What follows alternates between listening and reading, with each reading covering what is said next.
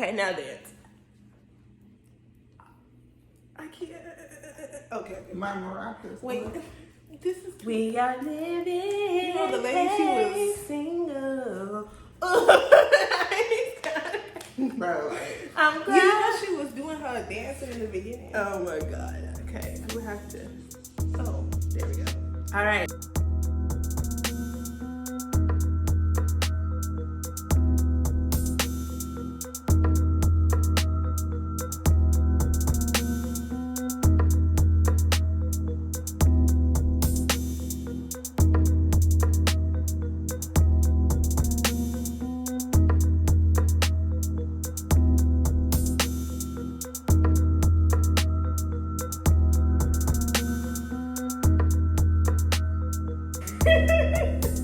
How has being single impacted your life, like your life today? I don't think that hard if I'm being real.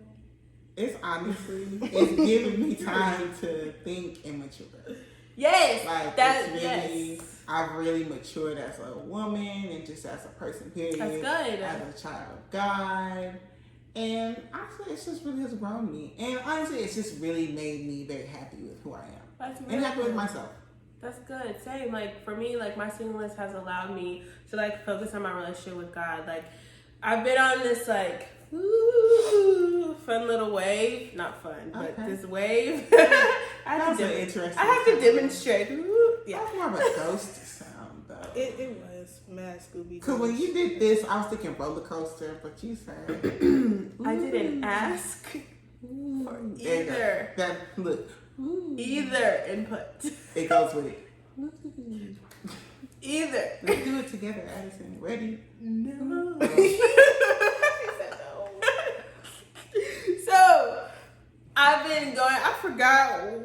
Okay, just like spending this time and just really focusing on God, I think allows me to, because I'm a deep thinker naturally. It's really bad. Not bad. I actually appreciate it sometimes, and so if I have distractions in my life, like, I'm more than likely going to focus on that than really focusing on what I need to in the moment, whether it be school, whether it be growing in a specific word that God needs me to grow in, or edifying me in a specific area of my life that I need to grow in. And if I have distractions there, I can't do those things. And so my singleness has allowed to minimize the distractions, which has really been really nice. Honestly, I feel like I have a different perspective than my two lovely friends, because they've both been in serious relationships, but I haven't. So for me, it's just been like I guess for me per se, it's always, I never thought about my singleness because I haven't had a time where I was not single. So it's just been my life as a whole. So for me, the reason why I was like earlier, like, I've never really thought about it that deep, I never had a specific thing that I would say was blocking my relationship with God. It was always just like, yeah, Chelsea is you. So I had to deal with that on my own. Any issue that I had, I never really had a person to tie it to other than myself. So after I just really learned, like, hey, bro, it's you, whether you're in a relationship, out of a relationship, in school, out of school, you need to take that time to figure yourself out with God and grow in God. I guess that's just why my perspective is a little bit different. I feel like, I don't know, I just feel like everything that I choose to do is what impacts everything. I don't know, I guess I just don't really tie myself to my singleness. I really don't even think about it till somebody else brings it up. So in my opinion, at the end of the day, like, anything that is or is not going to happen, you are the reason why. So when you want your relationship or just anything in your life to be impacted, it has to be that moment where you pause, you sit down and you think and you observe where you are right now, what you want God to do for you and what God wants you to do for him. So I guess that's just my opinion. That's good. Good. Okay. So has media or church influenced your outlooks on dating in any way, and how? I think for me, it's like, it makes me, as far as like social media, certainly, is like, if I'm like scrolling a little too much or like going and looking at people's pages or seeing certain things, I think it makes you kind of like want the thing a little bit more and think about it, like, I wonder what I would be like if I had this or that or whatever. But I think it just makes me just want it more. So when I see myself like thinking about relationships a little bit more, or that's when I know I need to back up and say, okay, it's time to get your life. You're distracted, and yeah, that's what I think. I guess social media makes it seem like don't waste your time dating, and then sometimes church makes it feel like even if you want to date, there's no good dudes left, because every time you meet a dude, he's amazing. I promise you, there's always a girl that already has him. Or sometimes maybe you're not even thinking about dating, like you chilling, and here goes like you're older, like either your pastors or other people who are in the church are also either married or in a serious relationship, like, oh, I can't wait for when God does this for you. And I'm like, well, you know, sister, brother, it's not time yet, right? Because in church, it's like everybody wants you to be married or have kids, well, married with kids. And it's like I know plenty of people where it's like they got married 2 seconds ago and they talking about, oh, when you gonna have kids? And I'm thinking in my head, it's like, when you start paying for them. Like, are you gonna pay for my kids? Are you gonna feed them? Are you gonna be up at night with my kids? No, so don't rush me. So it's just like, but I be in secondhand stress for my newly married people. I feel y'all. If you want to have kids right after that, congratulations. I'm not talking about you. But it's like, I'm not talking about you. But it's just like, there's just pressure from both.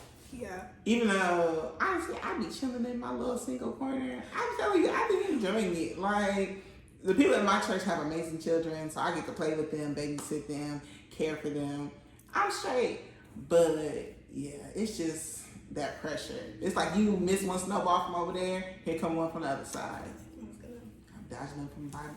We dodging like Michael Jackson does. And I also think, especially with this generation of women, we're at that point where we stop living like checklist lives, where it's like, oh yes, go to school, finish, get your degree, get a good job, now you get a man, have kids. It's like we're starting to learn, like, hey man, somebody's list might take a little bit longer. Maybe kids is not in your destiny. Maybe the Lord called you to singleness. Maybe you're not even gonna be married. Maybe like it's gonna go out of order.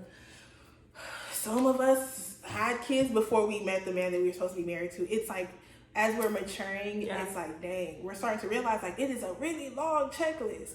And it's like sometimes, especially, I don't know, for me, social media relationships, because a lot of the popular ones don't have Christ in the center, it doesn't make me feel anything. Yeah. I'm not gonna lie. Until, if I'm gonna be real with you, unless you can add Jesus to the mix, it doesn't make me jealous or even fathom it. Because I'm like, I'm sure what you guys have is nice for you, but it would not fit onto my foot. That shoe is not for my foot. I don't want to just be booed up with a dude in my house. If I'm not going to be married, the husband and then a home we purchase together, I'm not even. And if we're not married, why are we cuddled up anyways? It's like I said, social media relationships, it doesn't affect me most times because the ones that are popular that are going to be across my TL do not have Christ in it. So I'm not moved. But as far as church, like sometimes you have to tell people like, I know you're enjoying what you have and you love it so much and you also love me, you want me to have that thing, but understand I probably don't want to hear that every Sunday. Like, plus it's like, we always talking about me being married. What man, like, could you at least present a man that we're talking about? That's where the annoying thing is. If you do not have a solution to the not saying that it's a problem, but if you don't have a solution to present, no, I don't want to hear it. Like, don't bring it up. No. It's like, I'm just in the corner mad. Sometimes, especially with older people, because like I said, they lived checklist lives a lot. They lived a lot of checklist lives. So they were just doing things because they were supposed to do it. So a lot of times they do this thing where they unintentionally try to make it seem like you're incomplete. Like, oh, I can't wait for you to have. I'm like, actually, you know, right now is pretty cool. Like, pretty good. This just happened. Like, stop making it seem like, oh my gosh, it would have been so much better if you had a husband to celebrate. Oh. Even though there are like a lot of like married couples, especially who are like pastors, who will straight tell you, like, enjoy your singleness. That's enjoy this time. My pastor be quick to tell us, enjoy this time of your singleness. You could do so much. I'm like, okay. Because you literally can do so much. Yeah. You can get up, pack up all your bags, and dip if you wanted to, and there's really not much holding you back besides you. if you needed to, if the Lord so willed it. So That's good. Okay.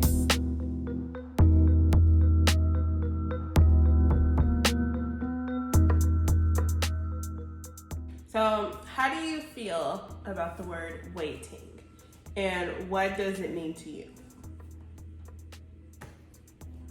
Waiting as far So, as I get this. Yes, thank you. So, I get this waiting. I hear a lot of people say, like, oh, so what should I do while I'm waiting? Period. What should I do?